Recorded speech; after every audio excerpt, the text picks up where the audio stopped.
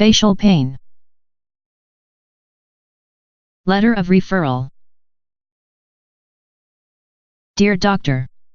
Re. MRS Edna Smith, aged 60 years.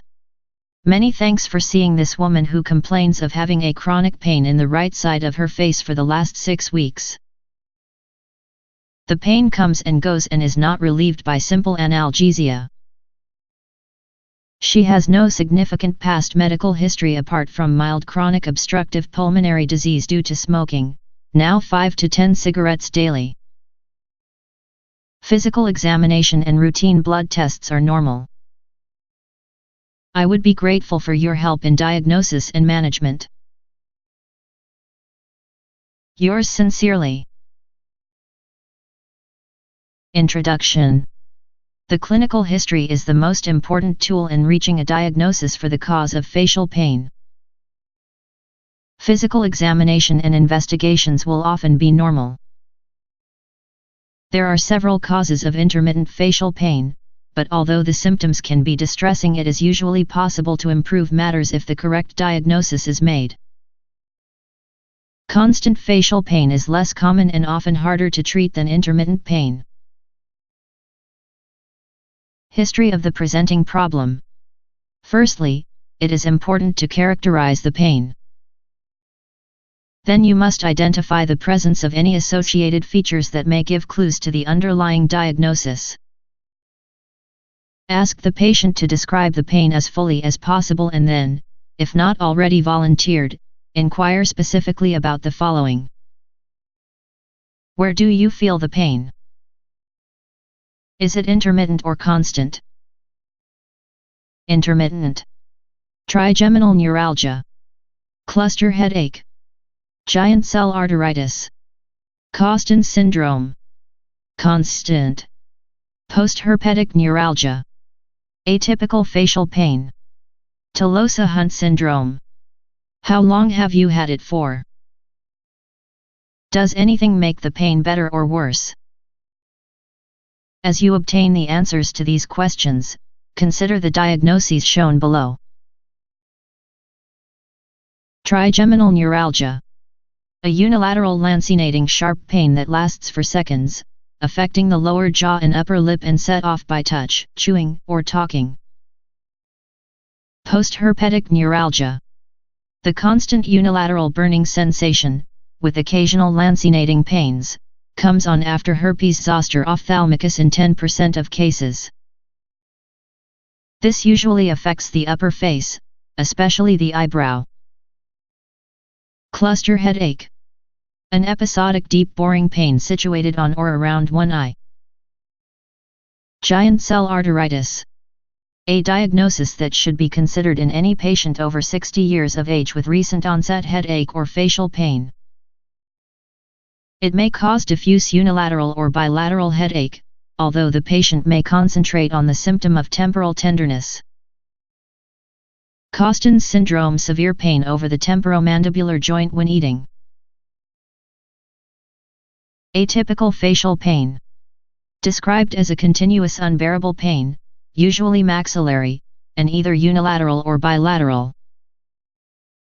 This is a diagnosis of exclusion and is not to be made before other possibilities have been exhausted. Tolosa-Hunt syndrome. An idiopathic granulomatous process in the anterior portion of the cavernous sinus or at the superior orbital fissure. Causes intraorbital and retroorbital pain that may simulate cluster headache. Involvement of cranial nerves 3, 4, and 6 leads to variable ophthalmoplegia. Other relevant history. Are there any associated features? Consider the following points. Has there been any visual disturbance?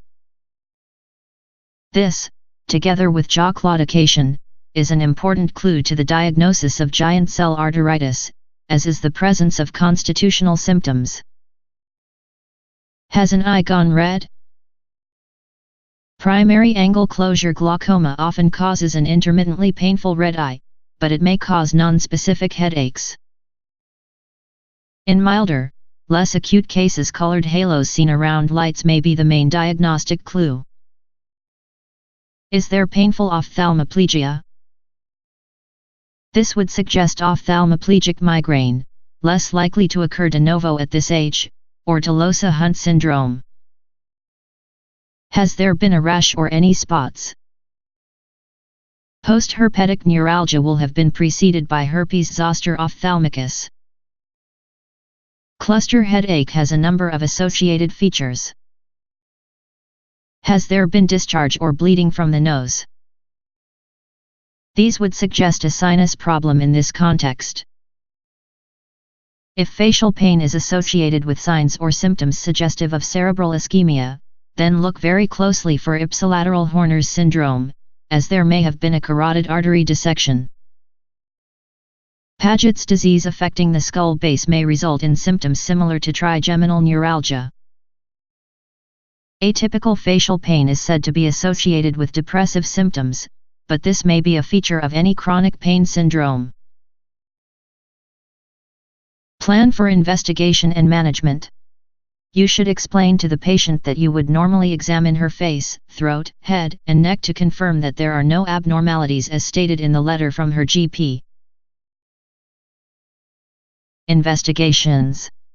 These will be dictated by the likely diagnosis. In a woman of this age, the most important diagnosis to exclude is giant cell arteritis, but the most likely diagnosis is trigeminal neuralgia.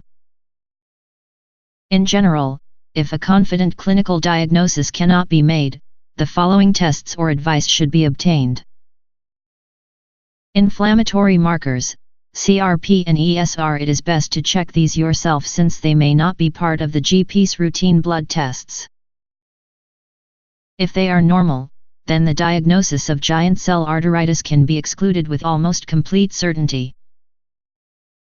Temporal artery biopsy, if giant cell arteritis is suspected. CT scan of head to rule out structural causes of pain, particularly in the cavernous sinus. Ophthalmological opinion, especially if there is a red eye or ophthalmoplegia. Ear, nose, and throat opinion. Management. Management depends on the diagnosis. Trigeminal neuralgia.